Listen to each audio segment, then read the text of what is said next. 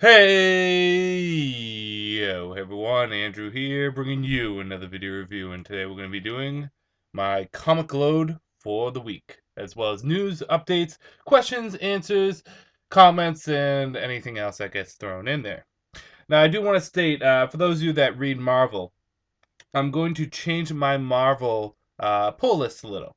Currently, I am pulling Fantastic Four, Captain America, Savage Wolverine, and regular Wolverine.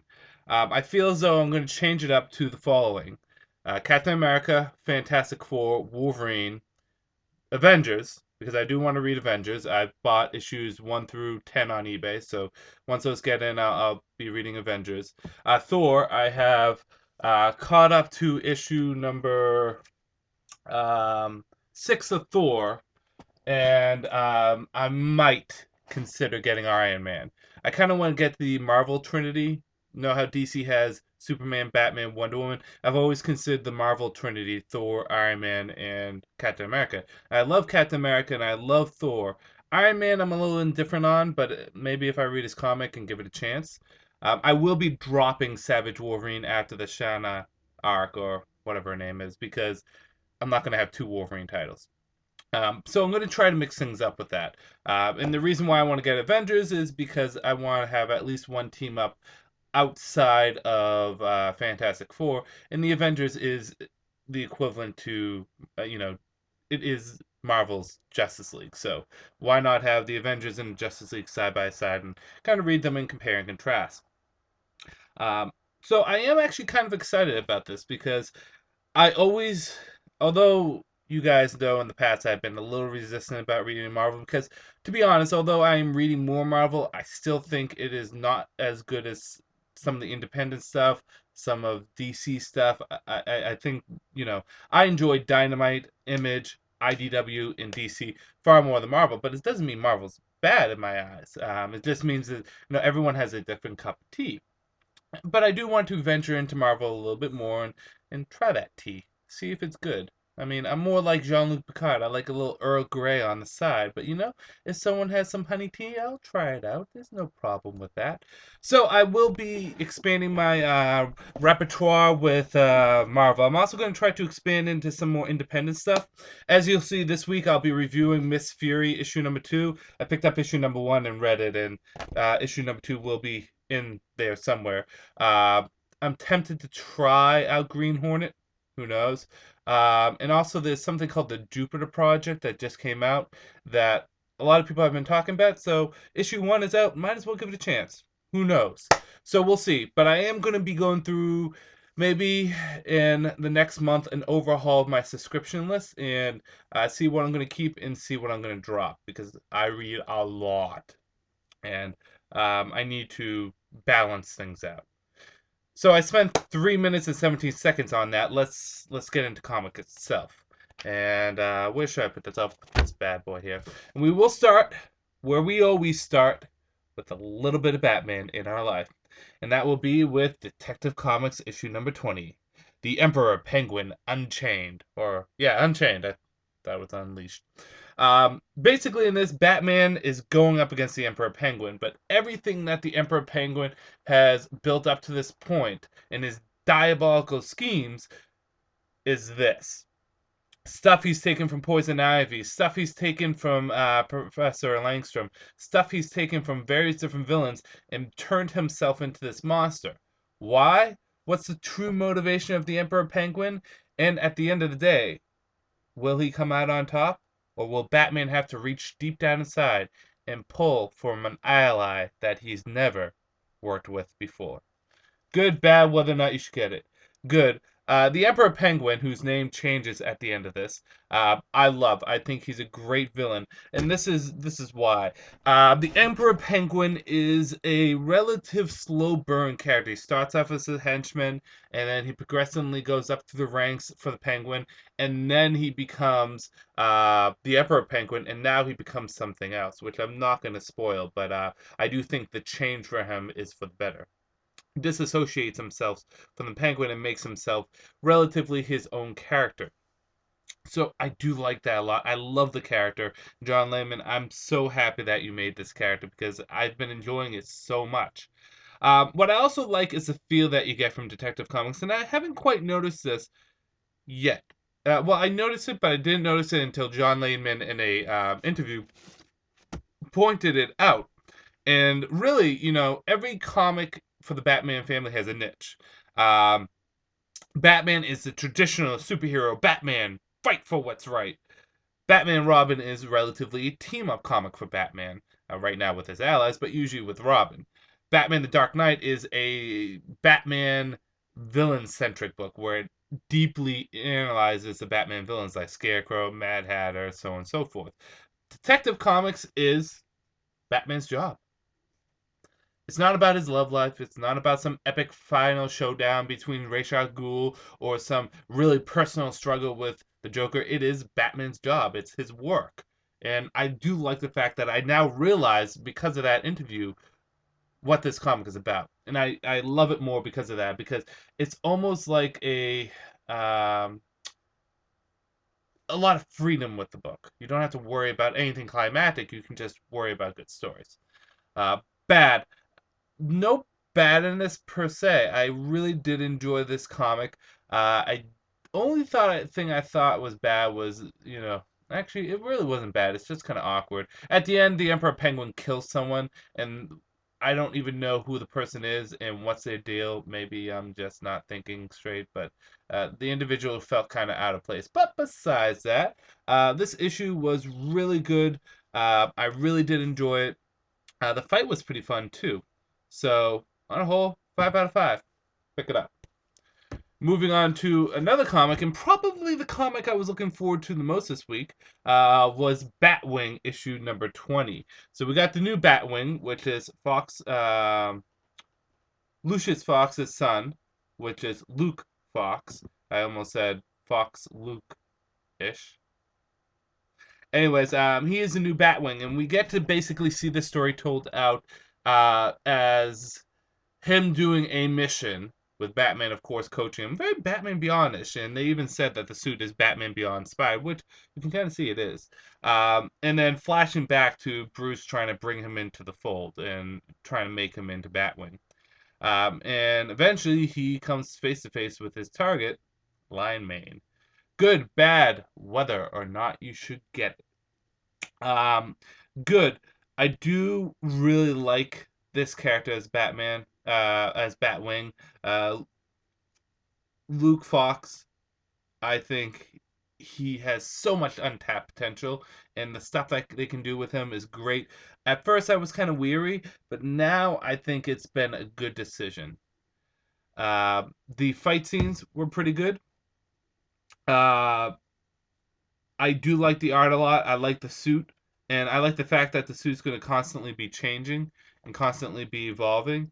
And it's just overall, I think, a nice, fun action comic. Bad, there's one section in it, and I'm trying to find it right now, which had such an odd comment that should have been addressed. Okay, Batman says to Luke, I want you to go to Africa, and then Luke says, why? Because I'm the black guy? And Batman just says, funny. It seems a little out of place, but at least they kind of address that. It's like, you're going to Africa. Why? Is it because I'm black? No, because I need you there. Um, Felt like a weird comment, but besides that, I really do like this comic. I do like the pacing. I do like the untapped potential with the character, and I do like the costume a lot. Other than the comment feeling a little weird how it was addressed, because I mean, yeah, he's a black character and he's being thrown into Africa. Why is that happening? But at the same time, he's going to also be a worldly character, so this is kind of just a temporary thing, but it is a question that should be addressed. But it's just how Batman responds to it is kind of weird. And Batman smiles way too much in this book, way too much. On the whole, though, I do enjoy Batwing. I like Luke Fox. He is an up and rising star in my mind. I really do enjoy him, and I'm going to give this book a 4.5 out of 5. On to Anime Con Girls issue number 3. This issue is the Green Lantern issue. Jade basically comes in as the Green Lantern, but despite the fact that she is the cover girl of no pun intended, the cover girl of this issue. A lot of it is also Carol Ferris as Star Sapphire. Uh, Not to give anything away, it's just really their origins. Good, bad, whether or not you should get it. Good, I do like the art. I think it looks anime-like, which is important in a book called Anime Con Girls. Similar to the Supergirl issue we had a couple months back, I do like the fact that it's actually trying to be like anime. Whether you're a fan of anime or not, it should at least be like anime. Um, I liked Carol Ferris's background a bit. I liked her story more than I liked Jade's, and I kind of like the cliffhanger at the end. Bad Jade was just kind of boring to me in this. I actually was dozing off when I was reading it. I was like this, and oh, okay. So I really didn't care for Jade's background. Her costume wasn't bad in relative terms to the anime con girl costumes, which is about 85% skin and about 15% actual costume. But I don't mind Jay's design. I think the thing that I like the most is the headphones. But yeah, on the whole, this was an okay issue. 3 out of 5. Not the best anime con girl issue, but not the worst. On to Miss Fury issue number 2. Now, like I said, I have decided to pick up Miss Fury, and the reason why I wanted to pick up Miss Fury is, well, one, it's a new comic, so I can kind of jump onto it. Two, Miss Fury is a Golden Age character, so I'm thinking, fuck, Golden Age character, I can, like, enjoy this and have, like, an old noir, like, almost a flashback to the stuff when I read, like, the showcase, the Chronicle series for Batman and Superman. I like stuff set in the 20s to the 40s. It's fun era, and she is set in the 40s. However, something happens in the series. It is a time travel comic. So she starts off in the 40s, but then jumps to 2013 where Nazis took over the world. Interesting, sure. Um, and that's the basic gist of it. She is time traveling and dealing with the time traveling. Good, bad, whether or not you should get it. Good. What I like about Miss Fury is she's not a nice person. She's not a hero. She is a, well, you know what I was going to say. She is a horrible individual, but it kind of makes it fun. She's Catwoman with no moral boundaries or yeah, basically no moral boundaries. She has sex with everyone, she kills people, she steals. She makes Red Sonja look like Princess Peach from Mario. And when you make Red Sonja look like Princess Peach from Mario, that's pretty good. And I'm not saying that I like the character because she has sex with everyone and she kills and she does this and that and we see so much of her ass. No, I think I like the character because she's just so drastically different from the heroines that we have in comics. It's almost kind of refreshing to have that kind of anti-hero. Although I don't know if she's classified as an anti-hero. The art is really good, and I do like the building of the background of Miss Fury's story. Bad. The only bad I can really say is I just don't care about the time traveling stuff. I really don't. And eventually, I think this comic is going to get outside of time travel, and when it does, I will be happy.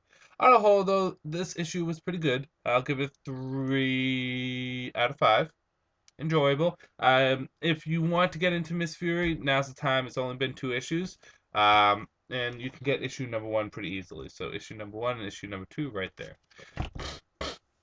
Moving on to Stormwatch, issue number 20. So I decided to pick up the rest of the Stormwatch issues because the gatefold cover for the previous month was the old Stormwatch coming back. Little did I know that they erased everything I love about the New 52 Stormwatch. I may be in the minority here, but I loved what they did with the New 52 Stormwatch. Yeah, it didn't quite have direction, and the stories were a little out there at times, but I did like the characters, and I clinged on to them quite a lot. From their power sets to their personalities, to just the overall costume design. Maybe it's the fact that I never read Stormwatch or the Authority before the New 52, but I did like their basically them. And then in the previous issue, everything gets whitewashed, and we get this new Stormwatch. Which, hey, I'll give a chance, but are they going to impress me? Am I going to like them like I did the previous Stormwatch? Basically, Stormwatch has its first mission here, which also eventually involves Lobo. And that's about all I could get from this issue. This issue is confusing as all hell, especially for someone that just gets off an 11-hour shift at work. Good, bad, whether or not you should get it. Good, I like the fact that they're using Lobo in this book. Um, and that's about it. I really did not like this issue at all. It was boring. It was a little too wordy, and maybe it was the fact that I still have a bad taste in my mouth with them essentially erasing a fun run on Stormwatch. Maybe I'm again in the minority, but I'm gonna give this a 2 out of 5. Not a good issue. Um, but hey, maybe if you loved Stormwatch beforehand and the Authority beforehand and all that, then by all means pick it up and read it. Let me know if they're staying loyal. But to me, I just really don't care about it. Moving on to a new comic, we're doing number 1 of the Movement, and it's not going to be called the Red Team versus the Green Team. That 99%. It is the Movement, and basically this is a new team which is based off of not based off, but they're teenagers. They're street level team. They have superpowers, but they are essentially a street level team. They deal with street level crime. And that's the basic gist of the story. You get to see everyone's individual powers. You see their own move sets and their skills, and who's the leader and who's not the leader. Yeah, good, bad, whether or not you should get it. Good. I liked how they introduced each character. We got little snippets of everyone, but not too much that we feel as though is oversaturated the issue. Gives us enough wanting more. I do like the concept of the team, and I like the fact that they're trying things new. Um, yeah, there could be a ton of other DC characters that they could be writing right now. Where's our Cassandra Cain or Donna Troy or Wally West comic? Why are we getting these characters? But at the same time, it's nice to try something new every once in a while. So I did like that. Bad is, although we get a feel of what the team is about, we don't really get a feel of the comic yet. Where's the direction this comic is going? What exactly is doing? I don't feel as though I fully had that. And although I do enjoy the characters, I don't remember any of their names. One thing that a good team up comic should do is make me remember their names. Ravengers, which is getting canceled, and I thought was a great book. I remembered every character's name the first issue. These characters, not so much. On a whole, though, I did enjoy it. I felt as though it was a good first issue. It surprised me because I didn't think I was going to like this book. I'm interested to see what the Green Team is going to be about. Deathstroke's going to be in like issue 2, but yeah, on a whole, it was a decent issue. 3.5 out of 5. Moving on to the Phantom Stranger. Basically, Phantom Stranger's dying and he's sent to hell. The Justice League Dark is trying to save them, but hey, you can only do so much. And on its way to hell, he faces his greatest fear, his greatest opponent, himself. Good, bad, whether or not you should get it. Good. Boy, does Phantom Stranger just send you on a freaking roller coaster ride. They're doing things so drastically different with this character that it makes it so fun and so surprising when you see it happen. See, I mean, that's one of the things I think comics lack. With all comics, whether it's Spider-Man, Batman, Superman, Wolverine, there's always a sense of predictability when it comes down to certain things. Sometimes that predictability is comfortable, and I'm not complaining about it at all. I sometimes want to have that safe feeling when I read a comic, but at the same time, it's nice to take a character who is relatively a C-list character. Let's be honest. Phantom Strange is cool, but he's never clinged on to many people. Um, and just done so much drastically new stuff with them. Like, this comic has so many twists and turns. I like going into the comic not knowing where it's going. And I felt as though you get a good sense of that.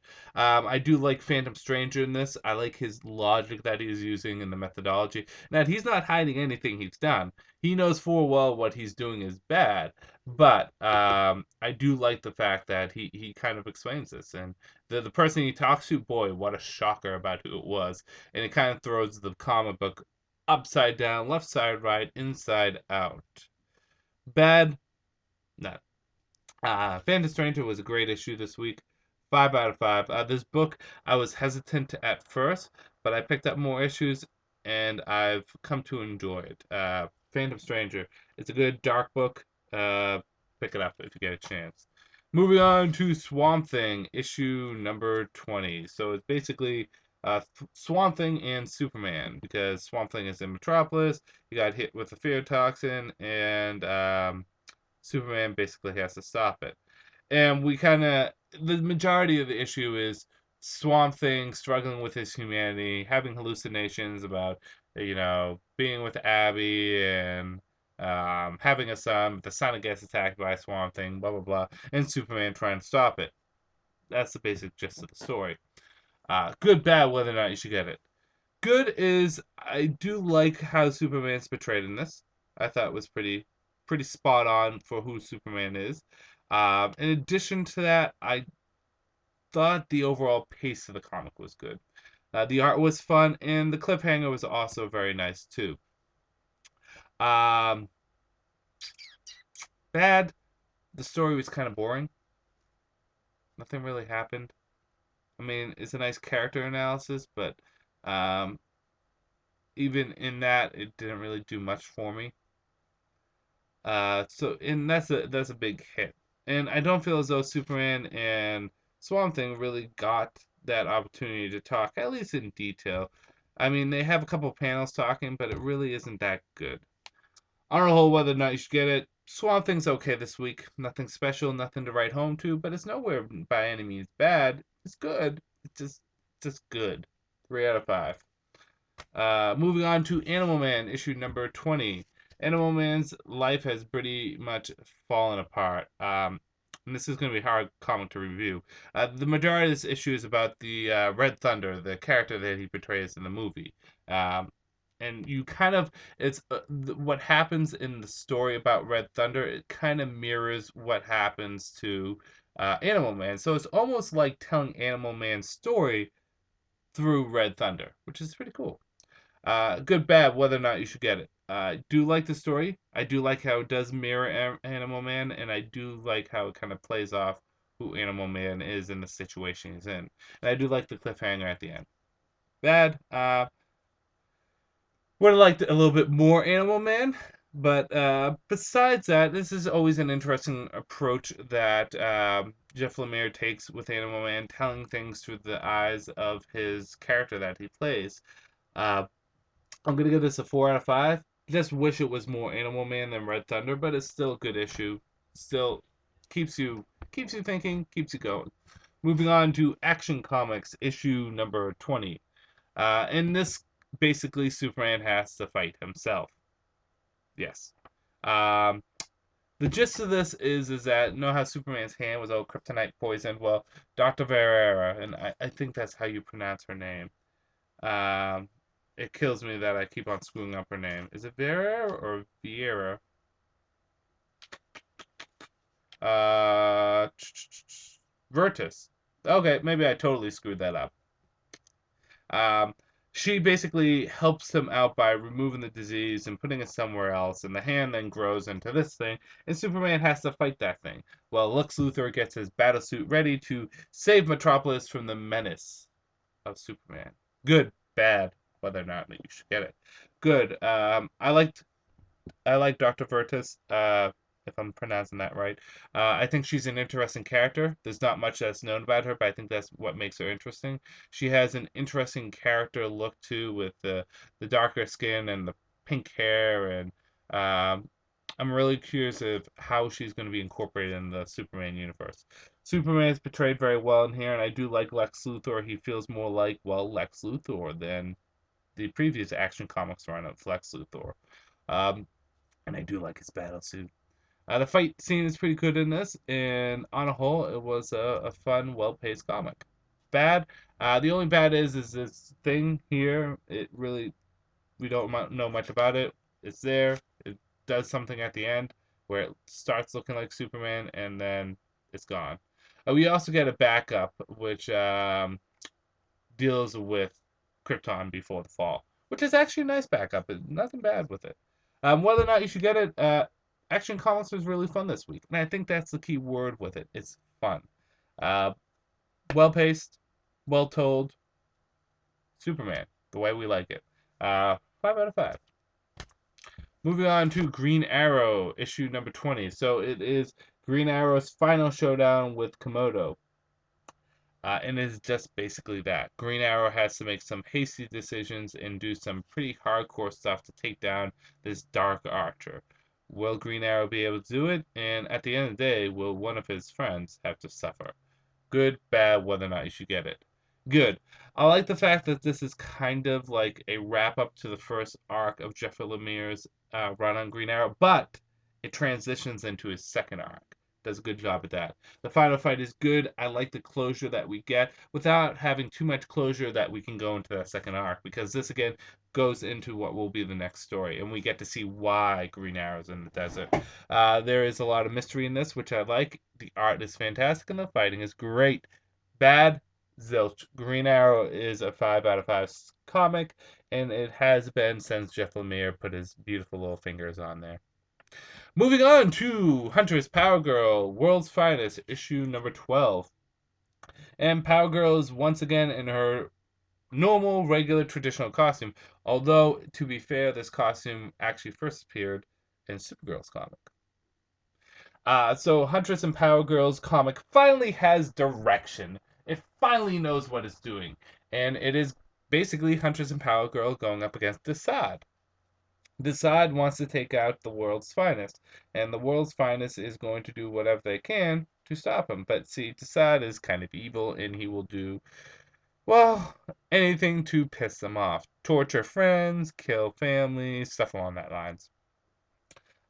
Good, bad, whether or not you should get it. Good, it's nice to see Power Girl is back in her traditional costume. Although, I do kind of like the Power Girl costume that they show in the back with the 52 channel, where it has the gold bracelets and the weird belt and the boots. It's a little bit more streamlined, but it's good to see her in a good costume, not a crappy one like the one she's had since the new 52. I like the fact that this comic actually has direction. They're fighting Desaad. I like how certain people in the New 52 have certain villains. Desaad is fighting against, well, of the new gods, Desaad is fighting against the world's finest. The Justice League deals with Darkseid. And Steppenwolf is an enemy of the Earth 2 superheroes. Kind of cool. I like how they trinkle in the fourth world characters. And then Orion is in Superman and also Wonder Woman. So, kind of awesome. The fight scenes are pretty good, and this was a decently paced comic. And the art was, did I say that? Yeah, the art was pretty good too. Bad, I can't say this much bad about this. This was a good issue. I think it's probably the best issue of this comic thus far. And I will give it a 4.5 out of 5. It was enjoyable. I like the fact that this comic actually is going somewhere. Last two comics of the week, my friends. Aquaman, Behold Atlantis' New King. And of course, this is one of the last Gatefold covers, and his loyal servants. Basically, Mira is captured by this king of Atlantis. She eventually gets away with him, but there's a shocker at the end that deals with Mira. But I think the most important thing about this issue, other than the fact that Aquaman's subjects are planning to break out Ocean Master, I think the most important thing of this issue is the return of Topo. If you don't know who Topo is, in the Silver Age, Aquaman had a comical yet awesome octopus named Topo that helped him out. And in this, we get the new 52 Topo. And boy, did Topo get a Cthulhu upgrade, because this thing is humongous and absolutely scary. Good, bad, whether or not you should get it. I like how this comic is setting up for the big story with the King of Atlantis' return. Topo coming back is awesome, and nice shocker at the end. And I also do like the fact that Ocean Master is going to be broken out by these Merc and Tulia. Bad is, I felt as though it was a little bit wordy at times, and I felt as though the issue itself didn't have it didn't grab onto that much. It's just kind of there. I mean, it's a setup issue, and that's the thing. Whether or not you should get it, yeah, of course. It's Aquaman. Aquaman has been great in the new 52. This issue I will give a 3.5 out of 5. And the final issue of the week is Earth 2, issue number 12. Basically, in this, it's Dr. Fate versus Wotan. And Green Lantern, Hawkgirl, Flash, all help out. But hey, it's Wotan. They're pretty powerful, or he or she, depending on how you want to look at it. It's a pretty powerful individual. Will Dr. Fate have enough power and ability to actually defeat this individual? And will this team actually come together and become a team at the end of it? And more importantly, it's the cliffhanger, which involves Steppenwolf. Good, bad, whether or not you should get it. Action, adventure, the team coming together and actually kind of becoming a team. Great dialogue, great art, 5 out of 5. I loved it this week. Um, as for my Andrewcutter picks of the weeks, let's just put some of them down. Yeah, I know what's going to be my picks of the weeks already. Coming in at number 3 would be Detective Comics. Like I said, I like the fact that there's no pressure on this book. It's just Batman doing what his thing is. And I do love Emperor Penguin. I love the new guys that he brings on. I just love this book. It is fun. It's enjoyable. It's something that you should pick up. Number 2 is Green Arrow, which, like I said, since Jeff Lemire's got his hands on, has become a fun book, a likable character, and along with the great art, it's with Andrea Sorrentino, who did Sereno, who did I, Vampire. This book is just stellar. And my Andrewcutter pick of the week would go to Phantom Stranger. Again, it's great when a comic just throws you on a ride and you don't know where you're going. Moving on to news updates, questions and answers. Anything to update? Oh, Bronze Tiger's new 52 costume has been revealed. Looks like he's going to be more of a tiger than a human. If you don't know who Bronze Tiger is, I consider the elite four of the martial artists in the DC universe before the new 52. There were 4 characters that were the top. No one could touch them. Lady Shiva, Richard Dragon, Bruce Wayne, and Bronze Tiger. Bronze Tiger was always an individual that wore a tiger's mask. In this, he looks more like a tiger. I think the redesign actually looks good, and I'm interested on what's going to happen with the character. And more so, it's going to be in Red Hood and the Outlaws, which is going to be fun. So we did get that, but in the ways of other stuff, I bought Mario Tennis Open for the 3DS. It's about my only purchase I'd made in a while. But yeah, nothing really new on. I already gave you guys the updates from Marvel. Let's get into the question and answers, shall we? Okay, let's scroll down. Again, if you have a question or a comment or anything, just post it down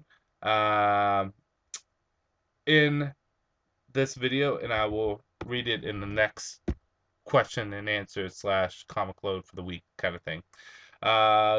Geektality ask the Geektality. When does Year Zero officially begin? I believe it's issue number 21. It begins. Spectacular Webhead says, "Did you hear Kevin Conroy will not be voicing the new Arkham Origins game?" No, I did not hear that. I don't know how I feel about that, but I did not hear about that. Colleen Swan E. Pull. I hope I said that. Oh, hey, my name is pronounced Ka-Len E. Swan A. Pull. Thank you. Preemptive strike. First question: are you seeing Iron Man 3? I do want to see it, but I haven't seen all of Iron Man 2 yet. I kind of want to see that first. Second question: have you seen any of Kevin Smith's films? All of them.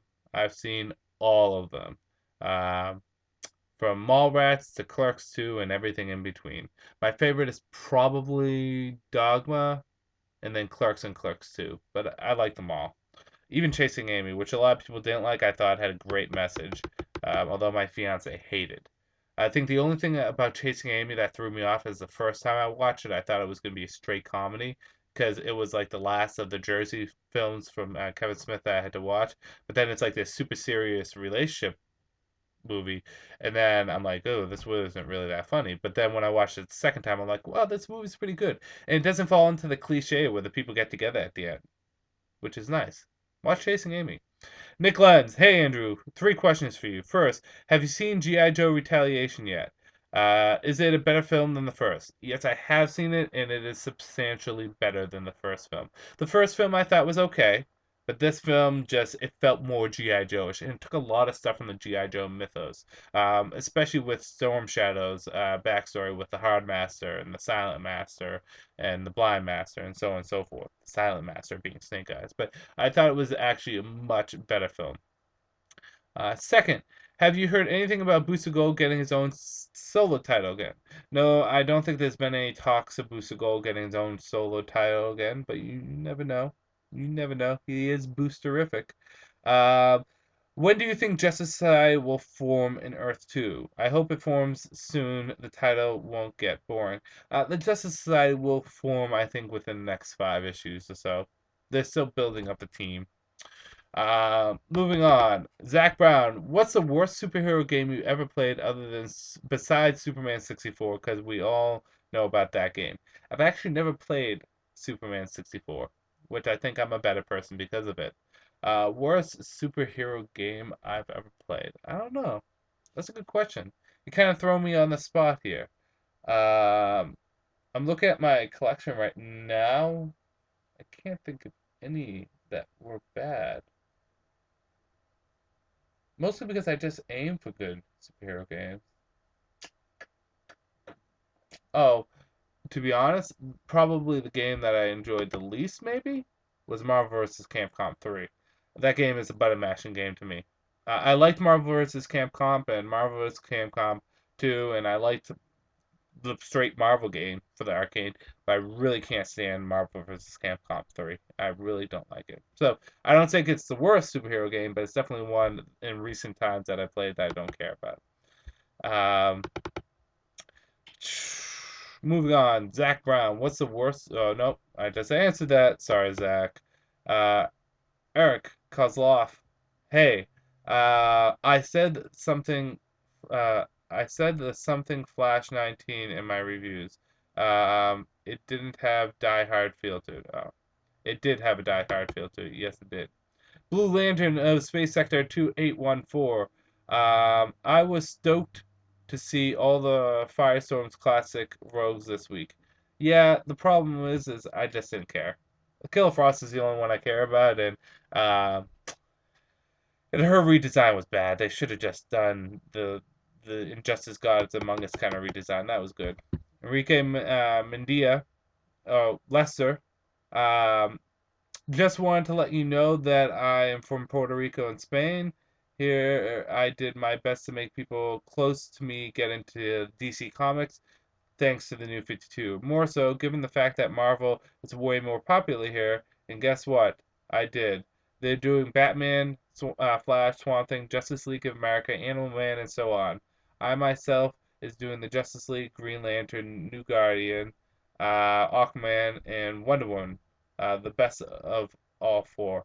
That's good that you can get people into comics, whether it's Marvel or DC. Although, again, I prefer DC. It's just good to get people into comics. Lester then continues, keep me posted when you finally decide to watch Pan's Labyrinth. It's not for the faint of heart, but it will blow your mind. Then you'll know what I am expecting to see from Del Toro's Justice League Dark. I will probably watch it sometime, just not just yet. Uh, Alex Gonza, I'm ashamed you didn't mention Martian Manhunter DLC for the Injustice, um, as that would be completely badass. Um, yeah, my friend would probably kill me for not mentioning that because Martian Manhunter is his favorite character, but I think Martian Manhunter is just a shoe-in, and that's the reason why I didn't mention him. I kind of want characters that aren't expected. Like they just recently announced Batgirl, and that's kind of expected. But if they announced like Animal Man, I'd be like, holy shit, that is awesome. So I kind of want to go for characters that you don't expect. Um, Alex also says Batman walks into a bar after a hard day, striking fear in the hearts of criminals. What does he ask the bartender for? water because Batman does not drink alcohol, and that is a proven fact.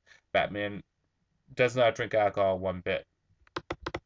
Review Ultimate 1. I know you are not a big Marvel guy, but did you hear the character called Union Jacket? And do you think he deserves his own title? Also, which New 52 character do you think deserves his own title? I do know of Union Jacket. I don't know too much about him, so wasn't he on Excalibur? I could be wrong about that. I don't think he's a strong enough character to have his own title, but then again, anyone, if written correctly, can work. As for what new 52 character, of the characters that have been introduced thus far in the new 52, Cyborg. Plain, flat, and simple. Cyborg. Jelly Bros Assemble says, I've been trying to get my friends into comics, but after they get about 5 issues in, they don't have much interest in them, I guess. How do you think I can hype up comics and keep them interested? The best way I recommend it is give them trades. Have them read trades because that way you get a 7 issue trade. They're reading the comic, they have it, they might as well finish it. And it's probably a lot more accessible for new readers to do trades than individual issues. There's a much less commitment factor, and they can go at their own pace. We have to go to the comic stores every week of every month to pick up our comics, where if you read something in trade, you can pick it up whenever you want and enjoy it then. So I recommend trying trades. If you're trying to get them into DC, the new 50 True trades are pretty much out. You can get all the first level ones. Some of the second level ones are coming out, second volumes. And if they're into Marvel, some of the Marvel Now trades have just been released in the first wave of them. But trades is probably the best place to go. Mega Samhar, do you watch Doctor Who? If not, get the box set and watch it now. Yes, I do want to watch Doctor Who so bad because my friend watches it and he loves it and he tells me how much he loves it. Everyone watches Doctor Who but me, and I want to watch it. It's just, it comes down to this, my friend. It comes down to this. I barely have enough time to even sit down and play a video game anymore. So, it comes down to this. But I do want to watch them. Sun Wukong 666. I don't know, the whole mystery in the Flash just resolves itself. Kind of was just there for as much importance as it puts itself up, but in a sense with Barry fighting without powers were awesome. Uh, Wait, no Shin Megami Tensei 4 or Project X Zero? Do you think the Court of Owls is losing some of its luster with multiple talent characters popping up? As for the first story, the whole point of that crossover was just to get sales up for Dial H. Hey, you want to know what happened to Flash's power? Read Dial H, and that's the basic thing. Um, Shin Megami Tensei 4. I think I am. I think I pre-ordered that. I don't know what Project X Zone is though, so I have just got into Shin Megami. I haven't even played the first game I bought, so we'll see where it goes from there. But it's Atlas, and Atlas is always good. And do I think Court of Owls is losing some of its luster with all the talent characters popping up? In a sense, yes. In a sense, no. I think they're being used a little too much. I think the Court of Owls really should just be focused on an talent. That's it. But that's just me. And I guess Birds of Prey because they have strikes, and strikes is okay. Ray Rodriguez. Hey, Andrew, do you think Harper Row, it's Harper Row who finds Joker's mask? No, I do not. Uh, and then he responded, of course, Kevin Conroy is a new Batman's voice. It's a younger Batman. Why would he? Kevin Conroy's done a young Batman before. He did the Masked Phantasm, and that was the anime series Batman Origin. Firo 38. Hey Andrew, I've been collecting the old Wonder Woman trades as I read the older ones. I think they're so much better than new 52 Wonder Woman. It depends on what trades you're reading. I mean, it's hard to touch the George Perez and Greg Rucka Wonder Woman. They really are fantastic comics, but the new 52 Brian Azzarello stuff I think is just awesome, awesome. Pharaoh 38 also said, Wonder Man, do you think Wonder Woman changed for the better or for the worse? I think she's a progressively evolving character who is changing for the better. Wonder Woman's a hard nut to crack, and I think she's being handled very well. Brian Azzarello may have changed the world that Wonder Woman lived in, but he hasn't changed the character. She's still Wonder Woman. Sure, she has a father now, and sure, she has a different kind of cast of characters, but she is still Wonder Woman. Super Fantastico 199815. Great review, Andrew. Also, thanks for answering my question about Jason Todd. Now, I have another question for you. Let's just say that if DC and Marvel universes crash up, who will win in a fight? Deadpool versus Deathstroke? My opinion, Deadpool, even though I think Deathstroke is awesome. Uh, Deadpool versus Deathstroke. Deadpool does have the healing factor, which is I think better than Deathstroke's. But I think Deathstroke because he's Deathstroke. I think he's a better fighter. All he needs to do is get one swift, clean chop off of the head, and Deadpool's gone. I'm gonna go with Deathstroke. I'm a big Deathstroke fan though, so I might be a little bit biased, but I do believe Deathstroke. Unless Deadpool starts breaking the fourth wall and telling people, "Hey, I'm gonna win this fight because I'm a comic book." Enrique Mendia, um, would you recommend buying Earth 2? I have never been a fan of the JSA, much less what happens on Earth 2. However, a few times I've gone to read JSA, I kind of liked it. So, should I go and buy it and give it a try? Absolutely. Earth 2 is fantastic. Why are you still commenting? Buy that stuff now. Omar Z, how would you feel if DC decided to make another DCU story arc event? Do you think it'd be too soon? A bad idea? Need to fix minor problems? Unnecessary? What do you mean by DCU story arc event? They're having Trinity War come out, so I don't think it's too soon. We've been 2 years without a DC event, which is good. Makes us want more. Since Linkara's favorite comic is JSA, Tetanus Imperative. What is your favorite comic book of all time? This is from I Am Super Batman Fan 1993. Yes, I do know that's Linkara's favorite comic book. As for my favorite comic book story of all time, that's tough. There's so many of them. If I had to say, probably still Nightfall. I love Nightfall. I'm a huge James Bond fan, both the movies and the Fleming books, and I'm curious to know what James Bond games do you own and which ones do you recommend to me since I only own two, GoldenEye for the Wii and Bloodstone, old or new. I have Quantum of Solace, GoldenEye for the Wii, From Russia with Love on the GameCube, Everything or Nothing on the GameCube, GoldenEye Rogue Agent on the GameCube, Nightfall on the Nightfire on the GameCube, and GoldenEye on the N64. I recommend Everything or Nothing, which is still my favorite Bond game. From Russia with Love is pretty fun too. So I recommend those two out of the stuff I just mentioned. The other ones are okay, but those are the two that stand out. So Everything or Nothing, pick that up. That is, I think, the best of the James Bond games so far. George Jones, is Batman 666 considered canon? If it is, it's proof that Damien is coming back from the dead. No, it's just a possible future. It's not considered canon. And last is Keith uh, Kelleth Innes. Sorry if I butcher your name. Hey, Andrew. My name is hard to say, so you can just call me Jeremy. Okay, Jeremy. Thank you. Anyways, my question is, what do you think of the confirmed DLC characters for Injustice being Lobo and Batgirl, Babs, Zod, and Scorpion from Mortal Kombat? Really? Zod and Scorpion are confirmed? I did not know that. I think it's pretty disappointing that Martian Manhunter didn't make the cut. By the way, the DLC characters being so delayed on the Wii U version of the game, just heads up. I know they're being delayed. It's a good thing I've only been playing Injustice when my friends have been around. So I've been playing a lot of Pandora's Tower. Last two dungeons, gonna beat the shit out of that. I did not know Zod and Scorpion was gonna be in it, but Lobo and Batgirl, I think, are okay choices. I think I like Lobo a little bit more than Batgirl, just because Batgirl is kind of a safe place to go. Um, I think Zod is a unique choice, really. I think they're okay DLC characters, but I would like to see a lot more obscure, and I would also like to see some other major ones like Hawkman and Martian Manhunter and Firestorm and stuff. But I think they're pretty good choices. So that is the comics for the week. Just gonna cancel that right there. So yeah, if you have a comment, question, or answer, you can just post it down. I respond to everything.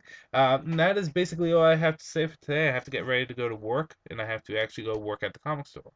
So that said, I'm going to end this review here. This is Andrew saying peace out for now.